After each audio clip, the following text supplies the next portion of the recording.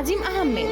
হ্যাঁ ভিউয়ার্স, আপনারা ঠিকই শুনেছেন, আজ সকাল 5টার দিকে মৃত্যুবরণ করেন আজিম আহমেদ। আরএস ফাহিমের খুবই কাছের মানুষ আজিম আহমেদ। সম্প্রতি তারা ঘুরতে যান সিরাজগঞ্জে।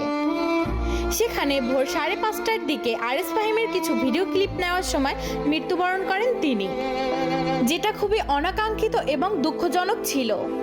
তার মৃত্যুতে ভেঙে পড়েন সবাই। আরএস ফাহিম এবং মার্জিয়া সহ আরও অনেকেই দুঃখ প্রকাশ করেছেন তার বিষয়ে। আরএস ফাহিম একটি পোস্টের মাধ্যমে তার দুঃখ শেয়ার করেন সকলের মাঝে।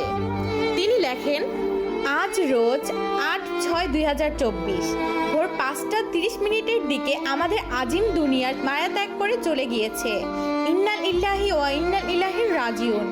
কিভাবে বর্ণনা করব কিছুই বুঝতে পারছি না।